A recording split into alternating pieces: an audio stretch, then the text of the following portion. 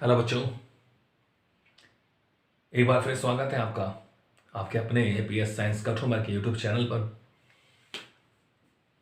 तो बच्चों, chapter number 6 हमारा चल रहा है। Chapter number 6, work, energy and power. Work, energy and power, कार्य, ऊर्जा एवं शक्ति। क्लियर है? तो देखो, अब तक हमने कार्य पढ़ लिया है।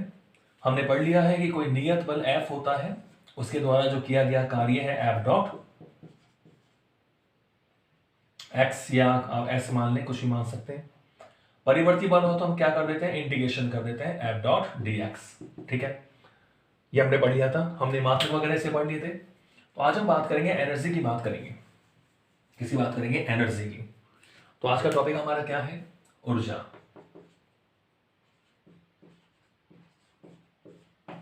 तो ऊर्जा क्या होती है, एनर्जी क्या होती है। ठीक है, तो इसको हमने काफी हम काम लेते हैं शब्द को अपने रूटीन लाइफ में, डेली रूटीन में हम काफी काम लेते हैं कि एनर्जी चाहिए, एनर्जी होनी चाहिए। कोई भी काम करते हैं तो एनर्जी पे डिपेंड करता है। ठीक है, आप देखते हैं कि आप जब खेलते हो तो कोई जल्दी थक जाता है, कोई देर तक भी खेलता रहता है फिर भी नहीं थकता, तो उसमें क्या एनर्जी ज़्यादा है। ठीक है, कोई भी आप काम कर रहे हो, कोई भी आप घर का काम कर रहे हो, एक्स वजह कुछ भी काम काम करते हो, तो डिपेंड होता है वो एनर्जी पर, यानी कितना आप काम कर सकते हो, कितना आप कार्य कर सकते हो, कितना वर्क आप परफॉर्म कर सकते हो।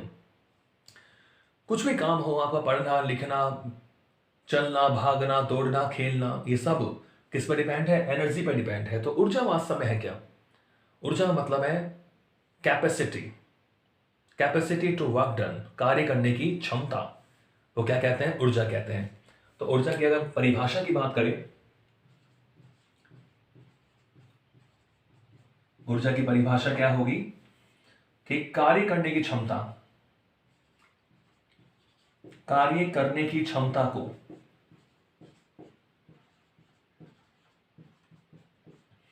किसी वस्तु द्वारा कार्य करने की क्षमता, कैपेसिटी टू वर्क डन, कार्य करने की क्षमता को ऊर्जा कहते हैं।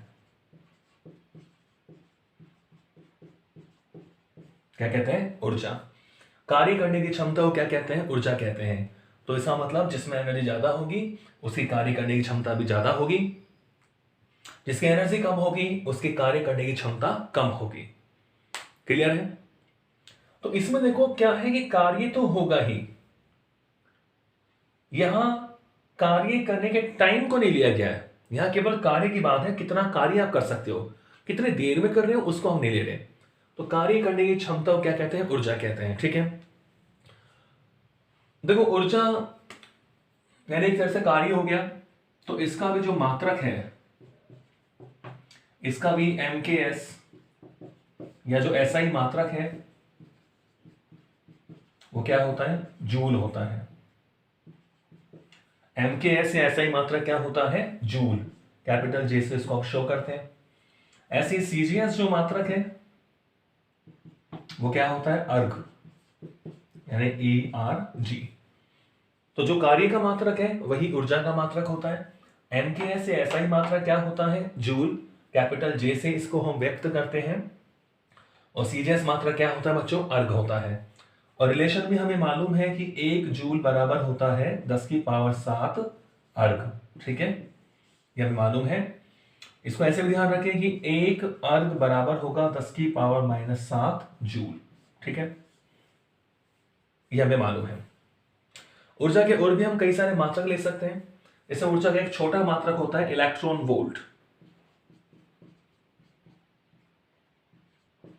क्या बोलते हैं बच्चों, इलेक्ट्रॉन वोल्ट, यानी ईवी। तो बच्चों 1 इलेक्ट्रॉन वोल्ट में 1.6 गुणा 10 की घात -19 जूल होते हैं। ये ऊर्जा का छोटा मात्रक है। अब देखें जूल से कितना छोटा है, 1.6 गुणा 10 की पावर -19 जूल होता है 1 इलेक्ट्रॉन वोल्ट में। तो ये ऊर्जा के मात्रक है। ठीक है, जूल, अर्ग, इलेक्ट्रॉन वोल्ट, ये छोटा मात्रक है। नाभिकीय न्यूक्लियर फिजिक्स में हम इलेक्ट्रॉन वोल्ट ज्यादा काम लेते हैं, एनर्जी कम होती है उस हिसाब से। ओके, तो अब देखो ऊर्जा जो है हमारे रूटीन लाइफ में, या ऊर्जा कई प्रकार का फॉर्म लेके चलती है। ऊर्जा के कई रूप होते हैं, तो उनके बारे में हम बात करें। जैसे टाइप्स ऑफ एनर्जी, ऊर्जा के प्रकार की बात करूं, ऊर्जा के प्रकार, ठीक है, ऊर्जा के प्रकार, इसका मतलब क्या हो गया, types of energy, types of energy, ठीक है, ऊर्जा के प्रकार, आगे ले रहा हूं मैं, ऊर्जा के प्रकार, टाइप्स ऑफ एनर्जी। तो सबसे जो कॉमन और सबसे जो एक यूनिवर्सल, सबसे फेमस, सबसे सामान्य में बोलूं, सबसे जो हम रूटीन में काम लेते हैं कि या तो हम बैठे हैं या फिर हम चल रहे हैं, ठीक है ना, या तो हम कहीं बैठे हैं या फिर अपन गति कर रहे हैं, क्लियर है। तो ऊर्जा का जो सबसे पहला और सबसे सामान्य जो फॉर्म है वो है यांत्रिक ऊर्जा। क्या बोलते हैं इसको बच्चों, यांत्रिक ऊर्जा, ठीक है, यांत्रिक ऊर्जा यानी मैकेनिकल एनर्जी बोलते हैं इसको, मैकेनिकल एनर्जी, मैकेनिकल एनर्जी। यांत्रिक ऊर्जा का मतलब क्या है, तो यांत्रिक ऊर्जा का मतलब है जो भी हम कर रहे हैं, हमारे अंदर जो एनर्जी है, किसी काम को अपन कर रहे हैं, किसी चीज को अपन उठा के रख रहे हैं, कोई वस्तु को हम नीचे रख रहे हैं, ब्रीफकेस को हमने उठा के अलमारी के ऊपर रख दिया या अलमारी से उठा के नीचे फ्लोर पे रख दिया, तो उसके लिए हमारे पास जो एनर्जी है वो क्या होती है, यांत्रिक ऊर्जा होती है। तो यांत्रिक ऊर्जा का मतलब ये हुआ कि किसी वस्तु की स्थिति या गति के कारण जो ऊर्जा होती है, किसी वस्तु की स्थिति या गति के कारण जो ऊर्जा है उसे क्या बोलते हैं, यांत्रिक ऊर्जा कहते हैं, मैकेनिकल एनर्जी। गति के कारण जो ऊर्जा है हमने क्या बोल दिया उसको, यांत्रिक ऊर्जा बोल दिया, क्लियर है। अब देखिए दूसरी बच्चों होती है आंतरिक ऊर्जा। आंतरिक ऊर्जा यानी इंटरनल एनर्जी, इंटरनल एनर्जी। तो आंतरिक ऊर्जा का मतलब क्या है, यानी अंदर की ऊर्जा, पदार्थ के अंदर की ऊर्जा। देखो कोई भी पदार्थ होता है वो हमें पता है वो अणुओं या परमाणु से मिलकर बना होता है, ठीक है। अब उस अणु या परमाणु में अंतराण्विक बल लगते हैं जिनके कारण उनकी स्थिति होती है या फिर उनमें कंपन होते रहते हैं। तो आंतरिक ऊर्जा का मतलब यह हुआ कि स्थिर है हमारा वो एक पार्टिकल, तो उसमें स्थितिज ऊर्जा होगी। क्या होगी बच्चों, स्थितिज ऊर्जा। किसी भी पदार्थ में कोई भी एटम है, कोई भी परमाणु या अणु है, वो अपनी स्थिति पर है तो उसमें स्थितिज ऊर्जा है, और अगर वो गति कर रहा है, वाइब्रेशन के कारण वो गति कर रहा है, तो उसमें कौन सी ऊर्जा होगी, गतिज ऊर्जा होगी। तो दोनों ही प्रकार की ऊर्जाएं होती हैं, गतिज ऊर्जा और स्थितिज ऊर्जा। पदार्थ के अंदर जो अणु है बहुत सारे, परमाणु है जो बहुत सारे, उनमें दोनों प्रकार की ऊर्जाएं विद्यमान होती हैं, स्थितिज ऊर्जा और गतिज ऊर्जा।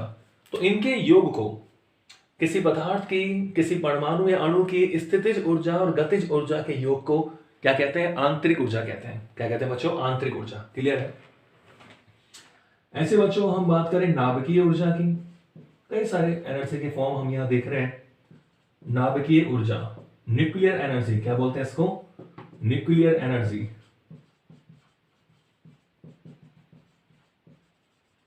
न्यूक्लियर एनर्जी, नाभिकीय ऊर्जा, न्यूक्लियर एनर्जी। तो नाभिकीय जो अभिक्रियाएं होती हैं, नाभिकीय अभिक्रियाएं, जैसे मान लो नाभिकीय विखंडन, छोटी क्लासों में आपने पढ़ा है, नाभिकीय विखंडन, ठीक है। क्या बोलते हैं, नाभिकीय विखंडन, कि कोई बड़ा भारी नाभिक है, सपोज करो भारी नाभिक है कोई एक्स, और ये हल्के नाभिकों में टूट गया, मान लो ए और बी में ये टूट गया, तो यहां से जो एनर्जी मिली आपको, ये नाभिकीय विखंडन से हमें एनर्जी मिलती है। ऐसे नाभिकीय संलयन, नाभिकीय संलयन, कि कोई हल्के हल्के नाभिक है ए और बी, और वो कंबाइंड होके बड़ा नाभिक बन गया, एक्स बन गया। तो दो हल्के नाभिकों के जुड़ने से जो बड़ा भारी नाभिक बनता है, उसमें भी हमें एनर्जी मिलती है। तो नाभिकीय विखंडन या संलयन, ये जो नाभिकीय अभिक्रियाएं होती हैं उनसे जो हमें ऊर्जा मिलती है उसे क्या बोलते हैं बच्चों, नाभिकीय ऊर्जा बोलते हैं, ठीक है। और देखें,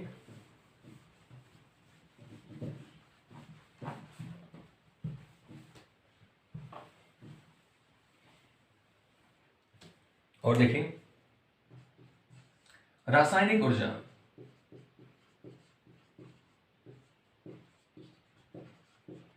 रासायनिक ऊर्जा। तो रासायनिक ऊर्जा का मतलब है रासायनिक अभिक्रियाओं से प्राप्त, जो रासायनिक अभिक्रिया होती हैं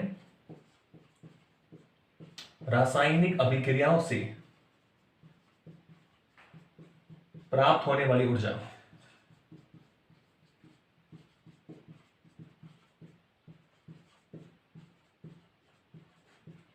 रासायनिक अभिक्रियाओं से प्राप्त होने वाली ऊर्जा क्या कहलाती है? रासायनिक ऊर्जा कहलाती है। जैसे जैसे मान लो हमने पढ़ा है ऊष्माशोषी अभिक्रिया, ये रासायनिक ऊर्जा है। ऊष्माशोषी अभिक्रिया या ऊष्माक्षेपी अभिक्रिया, ऊष्माशोषी अभिक्रिया या ऊष्माक्षेपी अभिक्रिया। ऊष्माशोषी अभिक्रिया में तो क्या होता है, ऊष्मा का अवशोषण होता है, ठीक है, कोई रासायनिक अभिक्रिया है। और ऊष्माक्षेपी अभिक्रिया में ऊष्मा का क्या होता है, उत्सर्जन होता है। तो इस तरह हमें जो एनर्जी मिलती है वो क्या मिलती है, रासायनिक ऊर्जा। रसायनों से हमें जो ऊर्जा मिल रही है, जो क्रियाकारक और क्रियाफल है उनसे हमें जो अभिक्रिया कराते हैं अपन, कोई लीजेंड हमारे पास है उसके हम रिएक्शन कराते हैं, जो हमें एक रिजल्ट मिलता है तो एनर्जी भी मिलती है। तो रासायनिक ऊर्जा का मतलब है रासायनिक अभिक्रियाओं से जो ऊर्जा हमें प्राप्त होती है वो क्या कहलाती है, रासायनिक ऊर्जा कहलाती है। ठीक है, क्लियर है? और देख सकते हैं प्रकाश ऊर्जा, क्या बोलेंगे, प्रकाश ऊर्जा या सौर ऊर्जा भी बोल सकते हैं इसे। प्रकाश ऊर्जा या सौर ऊर्जा। तो सूर्य से प्राप्त होने वाली जो ऊर्जा है, सूर्य से प्राप्त होने वाली ऊर्जा,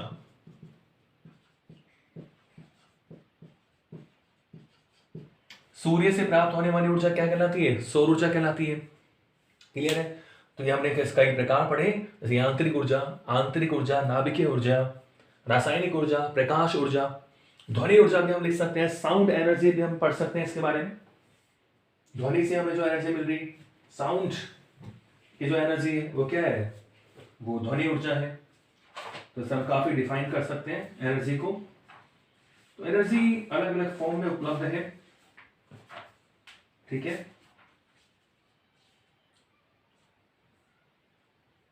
क्लियर है? तो ध्वनि ऊर्जा भी हम लिख सकते हैं, ठीक है। ऐसे वैद्युत ऊर्जा भी होती है, वैद्युत ऊर्जा धारा जो मिलती है, धारा प्रवाहित होती है, विद्युत धारा। ऐसे बच्चों चुंबकीय ऊर्जा भी होती है, मैग्नेटिक एनर्जी होती है, ठीक है। तो ये सब ऊर्जा के क्या है, प्रकार है, ठीक है। तो अब हम इस चैप्टर में डिस्कस करेंगे गतिज और स्थितिज ऊर्जा के बारे में। तो मैं ले रहा हूं गतिज ऊर्जा। क्लियर है?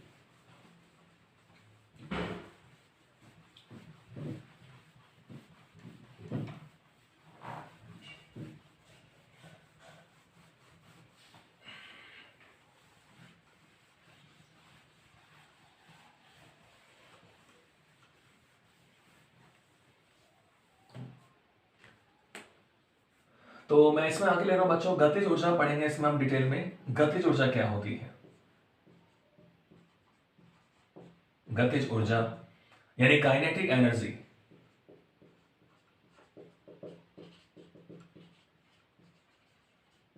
गतिज ऊर्जा या काइनेटिक एनर्जी क्या होती है, गतिज ऊर्जा के बारे में बात करें।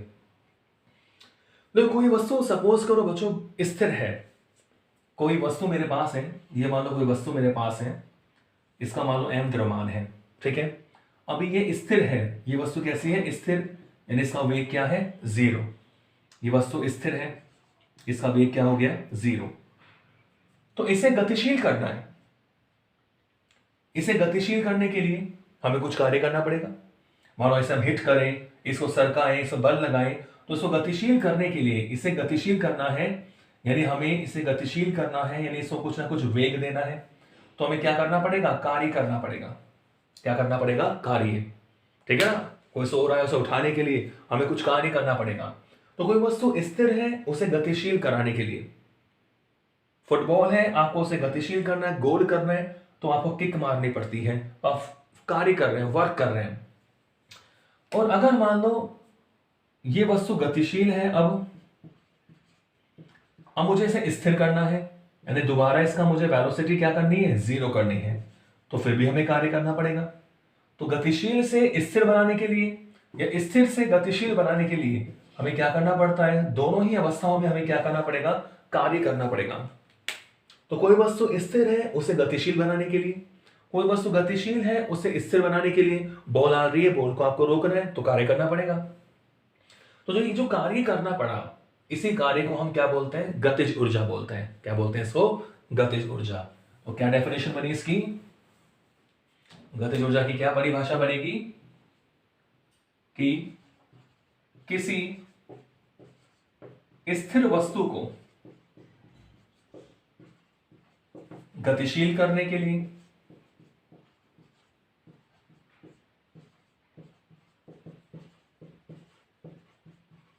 एक तो कंडीशन ये हो गई कि किसी स्थिर वस्तु को गतिशील करने के लिए, और क्या हो सकता है इसका रिवर्स, अथवा किसी गतिशील वस्तु को स्थिर करने के लिए, किसी गतिशील वस्तु को स्थिर करने के लिए किया गया कार्य,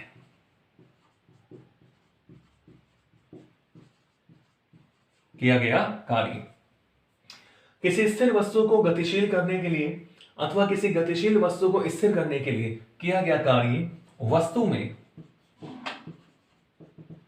गतिज ऊर्जा के रूप में,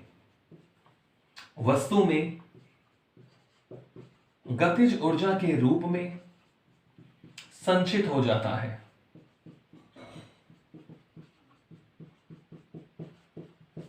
वस्तु में गतिज ऊर्जा के रूप में क्या हो जाता है, संचित हो जाता है। तो कोई स्थिर वस्तु है उसे गतिशील करने के लिए you have to do some work, कोई गतिशील वस्तु है उसे स्थिर करने के लिए again you have to do some work. तो ये जो किया गया कार्य है वो वस्तु में गतिज ऊर्जा के रूप में क्या हो जाता है, संचित हो जाता है। यानी इसी एनर्जी को हम क्या बोल रहे हैं, गतिज ऊर्जा बोलते हैं। तो ये तो इसकी बच्चों डेफिनेशन हो गई। अब देखो गतिज ऊर्जा को, जैसे इसका नाम है काइनेटिक एनर्जी, तो इसके नाम के हिसाब से ही गतिज ऊर्जा को कैपिटल के से प्रदर्शित करते हैं।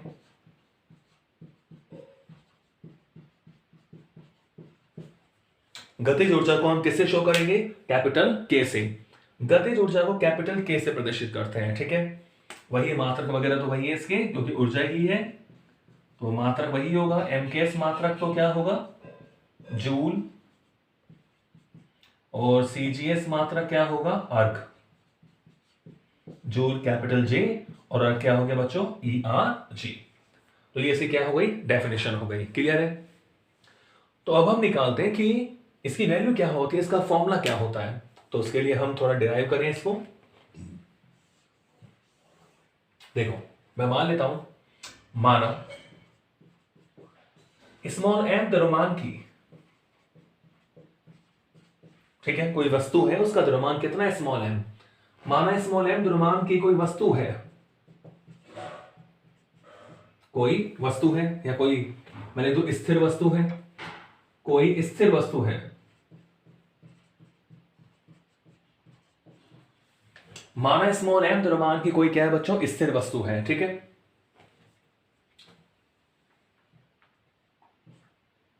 अब मान लो मुझे क्या करना है, इसका वेग, मुझे इसको वेग देना है, इसको गतिशील बनाना है, तो हमें क्या करना पड़ेगा, कार्य। तो वो कार्य हमें निकालना पड़ेगा, ठीक है। स्मॉल m द्रव्यमान की क्या है बच्चों, कोई स्थिर वस्तु है, तो इसे गतिशील करने के लिए हमें फोर्स लगाना पड़ेगा। इसे गतिशील करने के लिए माना कैपिटल F बल आरोपित किया जाता है। कितना फोर्स लगा रहे हैं, कैपिटल F। कोई स्थिर वस्तु है, हमें फोर्स लगाना है क्योंकि उसे गतिशील बनाना है। इसे गतिशील करने के लिए माना कैपिटल F बल आरोपित किया जाता है, ठीक है। तो मान लो भी बल लगाया तो थोड़ा बहुत विस्थापन होगा इसमें, ओके। तो कितना फोर्स होगा भाई, F is equal to ma। हमें पता है F इज इक्वल टू क्या होता है, ma, ठीक है। तो हम यहां से a निकाल सकते हैं, इक्वेशन नंबर 1, चूंकि a इज इक्वल टू क्या होता है, v square minus you square upon 2s, v square minus you square upon 2s। Clear है? a बराबर होता है v square minus you square upon 2s। तो हमने माना है कि पहले वस्तु हमारी स्थिर है, चूंकि u बराबर क्या है 0, इसलिए बच्चों a इज इक्वल टू क्या हो जाएगा, v स्क्वायर अपॉन 2s। ठीक है, a इज इक्वल टू क्या हो जाएगा, v स्क्वायर अपॉन 2s। यानी हमें कितना फोर्स लगाएगा, समीकरण 1 से F is equal to m, a की वैल्यू रख रहा हूं मैं v स्क्वायर अपॉन 2s, इतना हमने फोर्स लगाया, जिससे कितना विस्थापन हो गया, s।